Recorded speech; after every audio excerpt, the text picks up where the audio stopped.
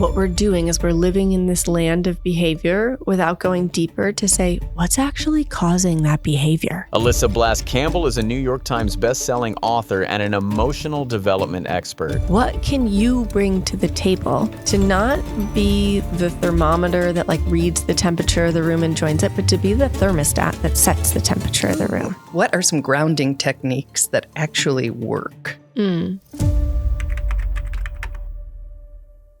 We are back with Alyssa Blask Campbell, emotional regulation expert. And we're continuing our conversation from the last episode about how we can regulate our own emotions and help the people around us hopefully regulate theirs as well. So in case someone didn't see the last episode, can you just do a quick review and tell us what emotional regulation is?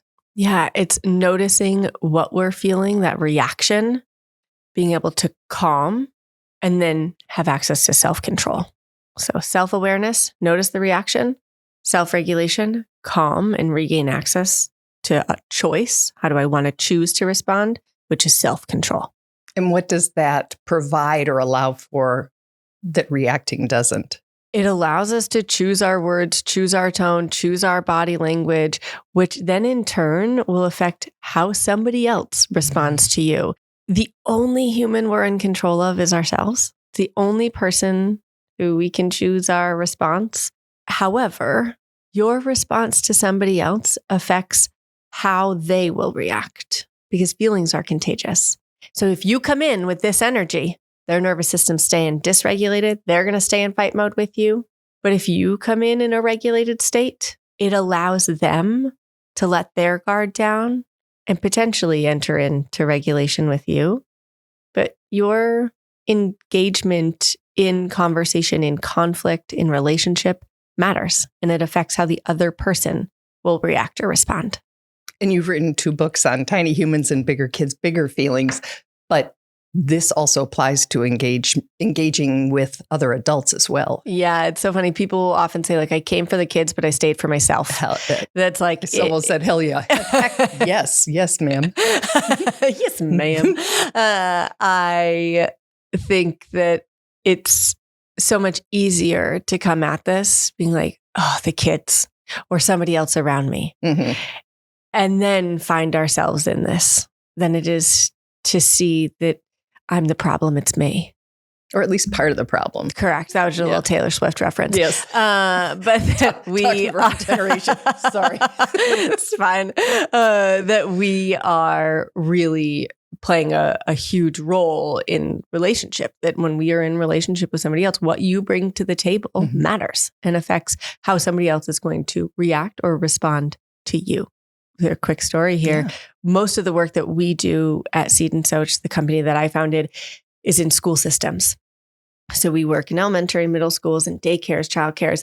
And I was in this elementary school with this kiddo who has experienced a lot of trauma in his life. He's been removed from his one parent or caregiver and then placed with his other parent who he didn't know or have a relationship with. And he's 5 years old and was in this new placement, was moved to a new town. He'd witnessed and experienced a lot of trauma, domestic violence, physical violence to him, all that. And he's coming into school with a lot. Oh, yeah. And in fight or flight mode a lot of the time. And so I walked into this school. He's 5 years old. He's in kindergarten. And this kid has pulled the fire alarm. He's ripped stuff off the walls. He's thrown things in the classroom. And I'm walking to actually go observe him in his classroom. He's running through the halls with the assistant superintendent who's kind of standing behind him, keeping his body safe and keeping him in school, but not touching him. And he's ripping stuff off the walls and running. And I followed behind them and he found a corner. He always finds a corner. And so he found a corner to kind of hide in the hallway. And I came over and I sat down against the wall, kind of opposite wall from him. And I just dropped my shoulders back in as quiet of a voice as I could. I said, "Hi, buddy. My name's Alyssa. I'm not mad at you. You're not in trouble. And you can take all the time that you need." And I just sat there and focused on calming my body. And he's heightened. He's like looking around. He's scanning the environment. He has to. He's been trained to do this to keep himself safe. And about a minute passed and I said, "Do you know what I noticed about you? You are so good at keeping your body safe. That when you didn't feel safe in the classroom, you found a place that felt safe for you. Your body is so good at doing that. And he softened a little. And then about a minute later, I said, take all the time you need. I'm just going to sit here. You're not in trouble and I'm not mad at you. And then about another 30, 60 seconds, I pushed my notebook between us and said, sometimes when I'm feeling scared, I like to draw something or write something. This is here if you want to use it. You don't have to. And a little bit later, he grabbed it, maybe 30 seconds. It wasn't long. He grabbed it and just started scribbling in it. And then he started drawing in it. And then I said, oh, can I see what you're drawing? Wow, you've really practiced drawing. And he softened and turned toward me. And I started to slide over next to him. And we were connecting. He was opening up to me just with his body language. He hadn't even said anything yet. But he was letting me know it's safe for me to come closer and that he felt safe with us. And then his teacher, who's awesome and well-meaning, but big energy, came walking down the hall and was like, hey, buddy, how we doing over here? And he immediately tensed up. Got it. And it was one of those reminders for me of what we bring matters. The energy we bring, they will respond to.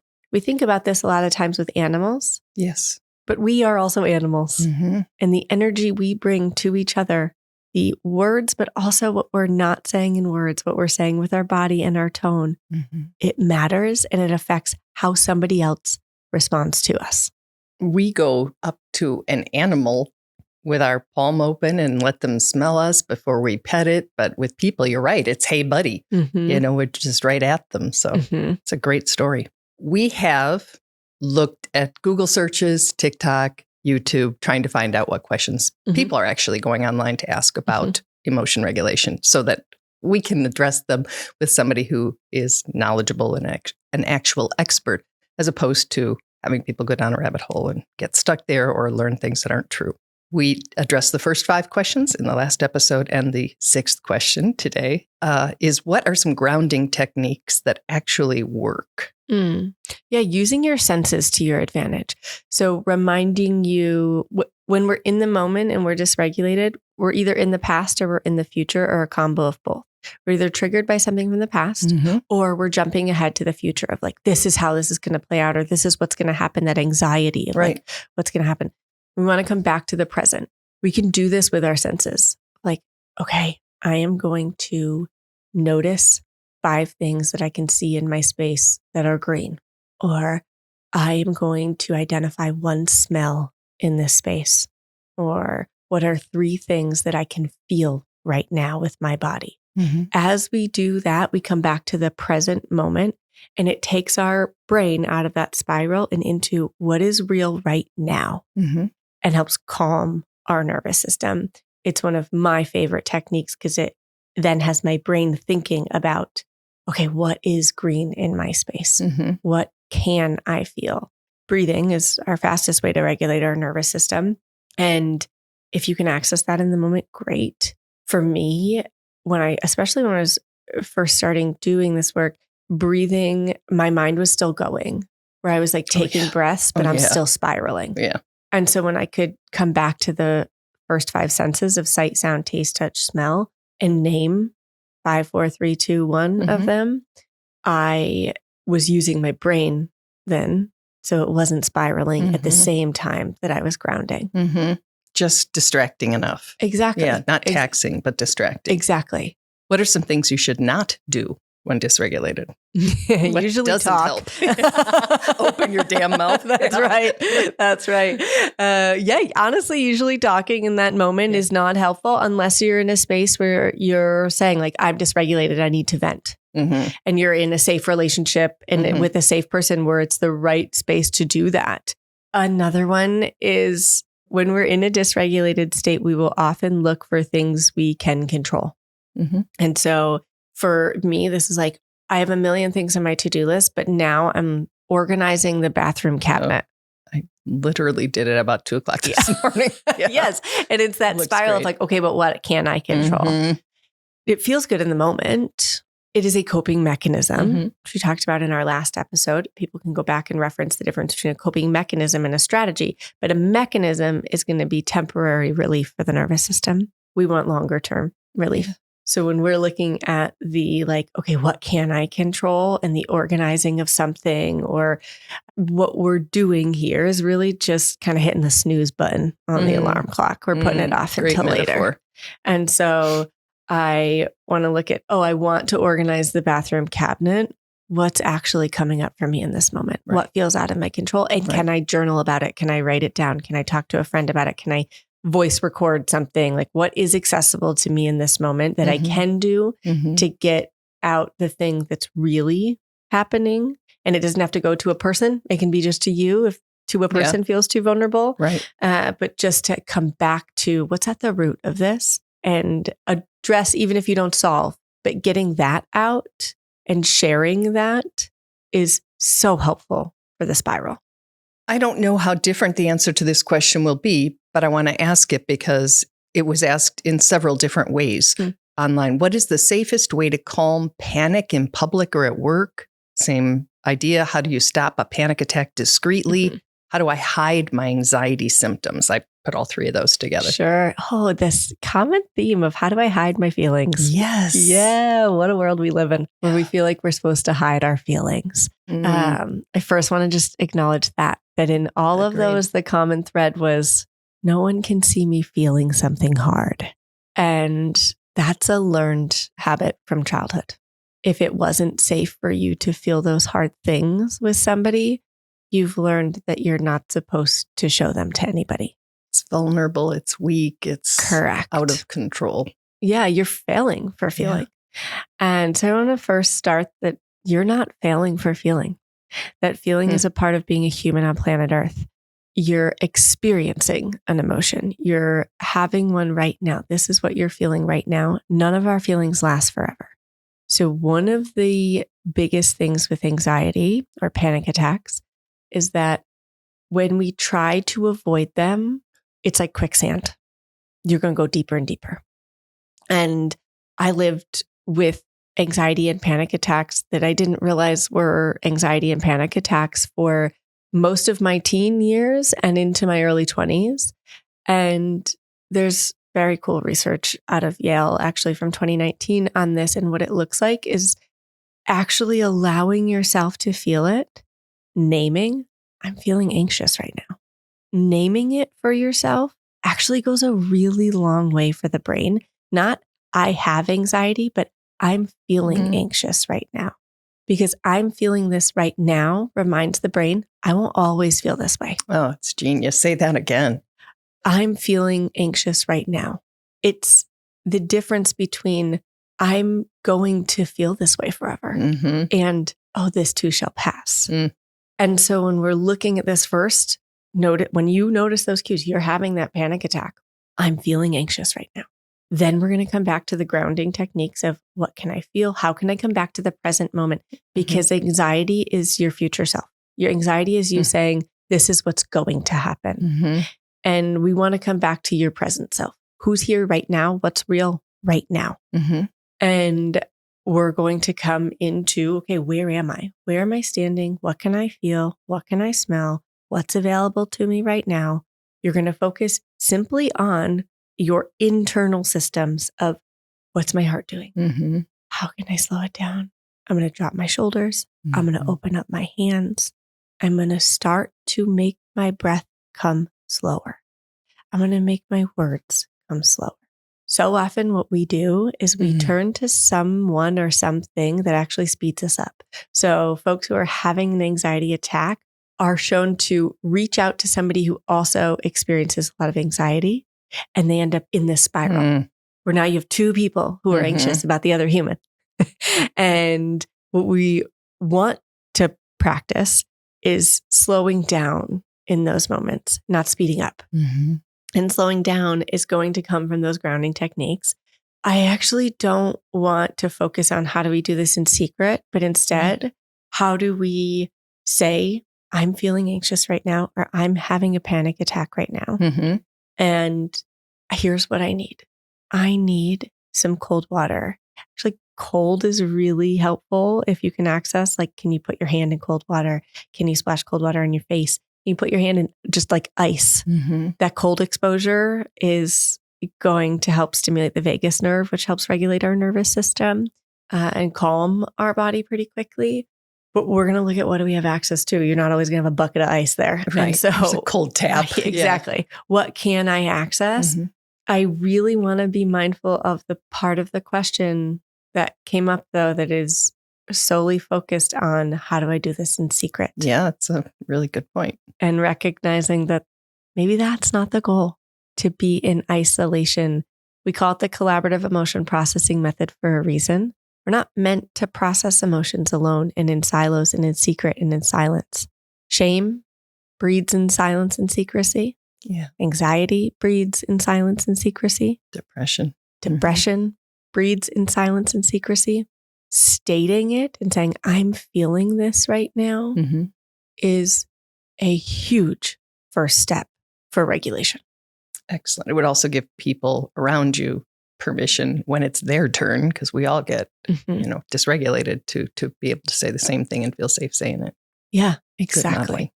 So you brought up the vagus nerve. That's the next question from the internet. What a great tee up. Thanks, internet, for following that up. Thank you. It's like right there was next. That's so Number funny. 8. What is the vagus nerve and why does TikTok love it? That's literally the wording. Oh, that's funny. It is a huge part of our nervous system, and it is going to be responsible for getting you back into a calm state. We look at our sympathetic and parasympathetic nervous system. If we're going to get nerdy for a second, your parasympathetic nervous system provides peace and calm. Mm-hmm. Your sympathetic nervous system is that fight, flight version of us where we're reactive. Yep. Your vagus nerve is most beneficial to you when you are treating it kind of like a muscle, where we're going to work it out and not just rely on it in the moment. Like if I have never worked out, I'm not going to then go over and lift a heavy weight. I will not be able to do so. The vagus nerve is similar, where the more we practice and strengthen outside of the hard moments, the easier it is to call on it in the hard moments.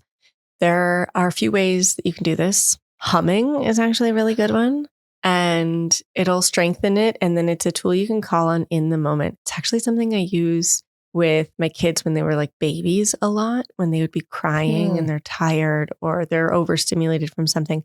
And I would just hum, and my humming would regulate me and then regulate them. And still, when I have a friend who was recently going through a divorce and just a lot of messiness, and she broke down just like sobbing to me at one point recently. And I was like, can I hug you? She said, yeah. And while I was hugging her, I just started humming. And it seems so weird to do when people are getting older and they're adults. And we often think of these types of things when kids are little. But it was so effective. And afterward, I was like, I'm sorry for humming. She was like, no, that was so calming. And I just had to get over the weird for myself at first. But humming is a great way to stimulate the vagus nerve. Cold exposure, which we just talked about a little bit, is really helpful. And what's going to happen is your nervous system's going to react first. And if you can stay in the cold exposure, it's going to be practice for calming. Of like, oh, I can do this. I can regulate through this. We'll literally end my showers right now cold, which is brutal. And I'm never like, you know what I want to do? End with a really cold water. Or put my hand in a bucket of ice or ice water, splash cold water on my face. Any amount of that, like it doesn't have to be 3 minutes of a cold plunge, as TikTok also loves, but it can be 10 seconds of putting your face into some cold water and calming that way. We often think of this from a place of time. Do I have time to practice these things? And where do I get the time to do it? There's a time deficiency. We don't put enough power in the amount of time we have now, and we put too much power in the amount of time we're going to have in the future. Wow. Where we're like, oh, future Alyssa can handle this. This is future Alyssa's problem. And when we practice these things in small moments now, 10 seconds here or there, 30 seconds here or there, humming, as you're going to the bathroom for a minute or whatever is really powerful and strengthens these pathways that we have that say, oh, when I feel something hard, I can do this to calm. Mm-hmm. When we don't put the little moments of time in ahead of time, we end up paying for it down the road in reactive states. Yeah. There's a lot of time in a reactive state and then a lot of repair that has to happen from that. Mm-hmm.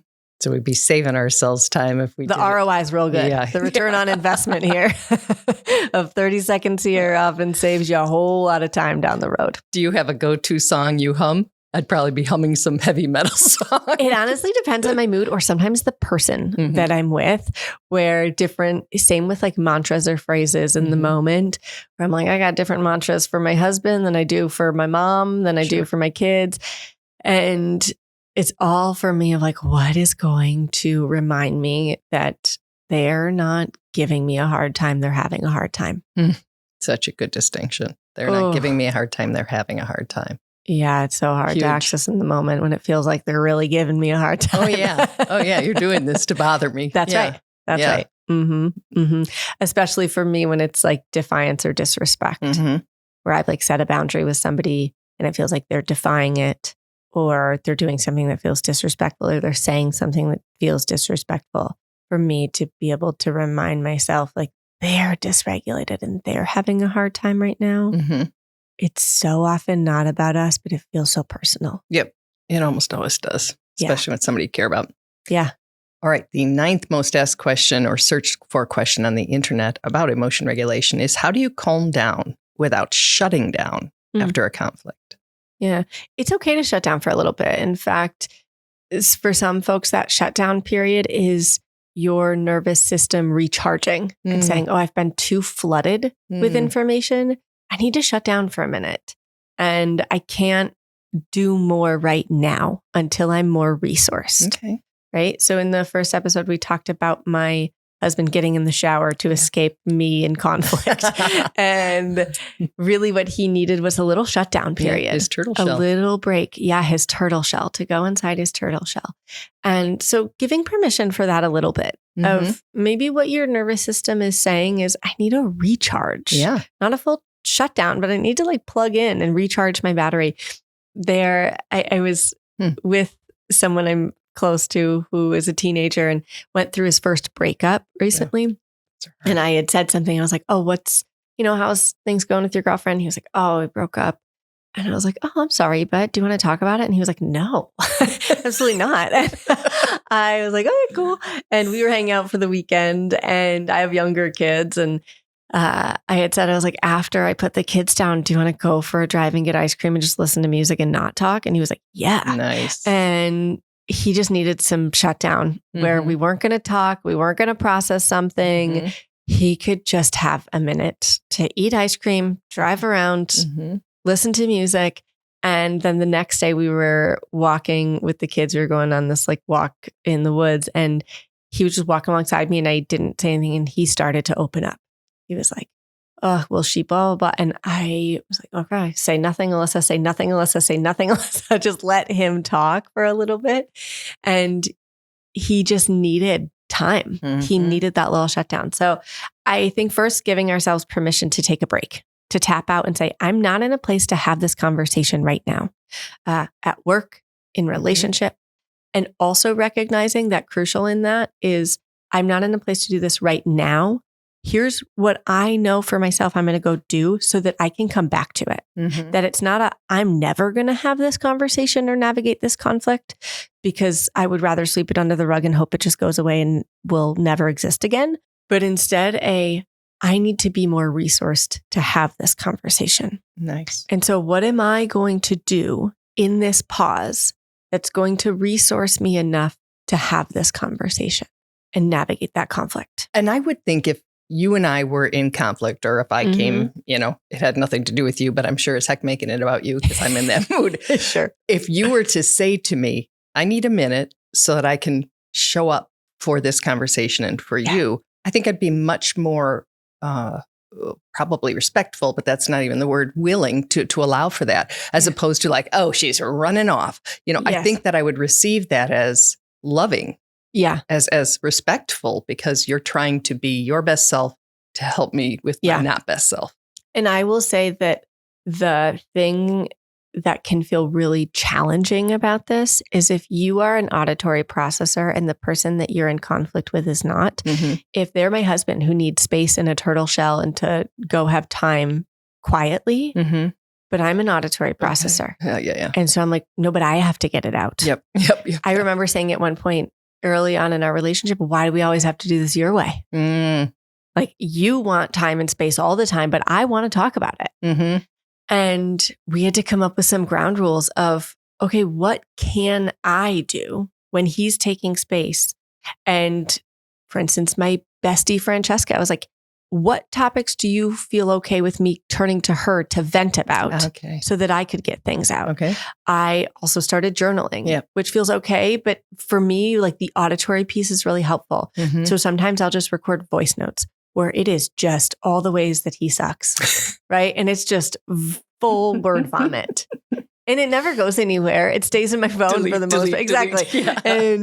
But it is just me being able to get it out of my body so that it's not at him and allow him the time for his process of taking space and coming back, and recognizing that for humans who like that space, when you come back to the conflict, the discomfort's also going to come back. That you're not going to come back and be like, okay, I feel super calm having this conversation now. And so recognizing that the goal is to step away and resource yourself enough and create a plan of what am I going to have access to in the moment when we go to have that conflict and it feels uncomfortable again. How can I, because you're not going to be able to tap out to that conversation a million times and have the other person continue to be willing to do this. Right. And so part of it is, when I go back into this conflict, what do I have access to in the moment? And sometimes it's boundaries and ground rules going in of, when I'm talking, if you interrupt me, it's really hard for my brain to slow down and continue my thought or be able to even hear you in that moment, that I feel overwhelmed with that. Sometimes it's, can there be a writing portion up front of, I'm going to offload my thoughts in this email, this note, this text that give you some foundation of where I'm coming from or what I want to talk about. And maybe some of the conversation I was having a chat with a mom the other day who has a little boy who is 11, and he retreats to his room and shuts down and doesn't want to talk about the things. And we realized for him, the auditory part of it back and forth feels really stressful and overwhelming. So they started a notebook back and forth. Oh, nice. Where she'll write and pass it in, and it's in his room then, and then he can write and pass it back. And so they can have a lot of the hard conversations in a way that works for his brain. Nice. And isn't overwhelming for him. And the challenge for her is in the pause and the waiting for a response. And they had to set some ground rules around, like, if we're going to do this, it's not that I'm going to write and a week later you're going to write something back. Right. I want to see that ... after I send a text. Exactly. Yeah. And so we're still in conversation, but we can do this in a way that works for your brain and not just in a way that works for her brain.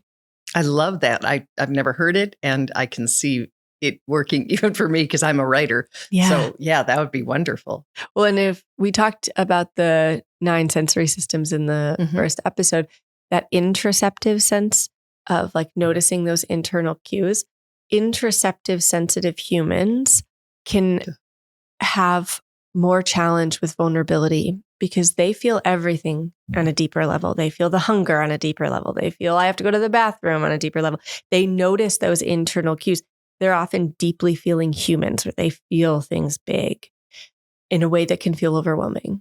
And vulnerability is a part of that. Where even my son said to me the other day, he's 4, and I said something about he had done something kind for his sister and I acknowledged it. And he said, I don't like when you say things about me that are kind. Oh, And I said, oh, does it feel vulnerable? And I talked about what vulnerable is and what it feels like in our body when something feels vulnerable, and that it's a really uncomfortable feeling sometimes, even when it's something good, that it can feel uncomfortable. And he said, yeah, I don't like that. I was like, yeah, it's something to practice feeling. That's really self-aware. I remember learning before I had my first child to catch him doing something good. Yeah. And that's the kind of thing that raised the way I was not something that was natural for me. But I like doing it. Totally. Yeah. It feels really like, if I pay attention to this, I'll see more of it, right? If I let you know I like this thing, I'll see more of it. And it's still vulnerable to receive that. In the same way that if somebody's like, oh my gosh, you look great today, or I like your shirt. And I'm like, I got it on much sale. Exactly. I have to justify, oh my gosh, I got this on sale at Target. I didn't even sleep last night. Oh, wow. Dry shampoo goes a long way, right? Like we can really, it's hard to just take it and say, thank you. Right.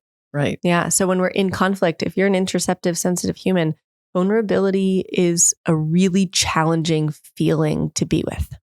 So I want to end with your specialty, which is children. And in one of your books, I have so many pages marked and bent over and paper clips. And there was lots of things I was learning. And I don't even have young children anymore. So I appreciated how applicable it is to any relationship. But you wrote, it's not our child's job to get calm for us, but ours to get calm for them. We need to manage and regulate our feelings so we can help them. And again, it doesn't, I don't think, have to say child's job. It's the other person's job. If somebody's in it, they're in it. And they can come at us or will come at us however they're gonna. So I'd love to discuss that a bit. It's something that really sucks, to be honest, that it's not somebody else's job to calm for us, that it's not their job to get into a space where we say, okay, now I can calm. As long as we're safe in relationship, so this is not applicable in all relationships, that there are times where we're working with schools and we recognize it's actually not okay for this kid to get calm in certain relationships or circumstances because their nervous system needs to stay heightened to stay alive. So sad. It's so sad and it's so real. If you're living with domestic violence and it's not safe for you to get calm when that person's not calm, then this is not applicable there. So recognizing that this isn't true for all relationships. When you're in a safe relationship where it is safe for you to get calm when this person is not calm, this is where we're looking at, okay, what's in your control? Feelings are contagious, including yours. And so if they come into the space stressed and heightened and overwhelmed, what can you bring to the table to not be the thermometer that like reads the temperature of the room and joins it, but to be the thermostat that sets the temperature of the room? And recognizing that that is the only thing in your control in that moment, despite my real efforts to control everyone else around me. The only thing that's really in my control is me. And that's very powerful. If you have entered into a room and you've been like fired up and you're on the go and somebody comes up and they're like, yeah, and they keep you going, you know, that feeling where you're like rising up, versus if you come in and you're venting and you're met with compassion and support and you feel that, oh, I feel calmer leaving conversation with this person or an interaction with this person. You know that the power of that other person is so strong. Your feelings come in and their nervous system is going to react to them, right? And vice versa. But then you have the power to say, what am I going to bring to this? It's why when a child is melting down, if I go big with their big, we're staying high. We're staying dysregulated. We're staying in a place where nothing's coming down and lowering. But if they're heightened, and I'm like, oh, buddy. In fact, my daughter's a high connection seeker, and which means she looks for connection so much in the world. It can feel like a leaky cup sometimes. My son has lower connection needs, where he has more sensory needs, where the environment can be overwhelming for him, but his connection needs are lower. If I can pour into him for a minute, 2 minutes, and just give him my undivided attention, it goes a long way. And she's like, yeah, let's keep going. And so for her, if she is having a hard time, she's melting down about something, even if I'm the one who caused it, I said no to something she wanted. If I pause and say, I love you so much. in the moment when she's having a hard time, I'm calming my body enough and I'm connecting with her in that moment, she starts to soften. For my son, if I did that, any talking is dysregulating for him. He's like, I want you to be near me and to know that we're safe together, but please don't talk to me or touch me. It's my husband getting in the shower, right? Like, just stop talking to me for the love of everything holy. And my daughter's like, validate everything. Talk to me. I want to climb inside your lap, maybe inside the womb again, if I could. And like, there's not enough touch and talking and validation to fill her up. She loves it. And so for her, I've noticed that in the moment, if I just soften and say, I love you, her go-to mode of dysregulation is defiance. So if I say like, hey, we can't do X, Y, and Z right now, that's what she's going to do. And if I can soften and just say, I love you, you really wanted to do that, or you wanted to see what I would do if you did that. Instead of reacting, she calms and she's like, correct, nail on the head, and starts to then come back into relationship with me. And so when we look at the power of us in these moments, I think the part of this that is so hard is that it requires us to start to build this skill set instead of relying on the other humans around us to come to a certain state of regulation so that we can start.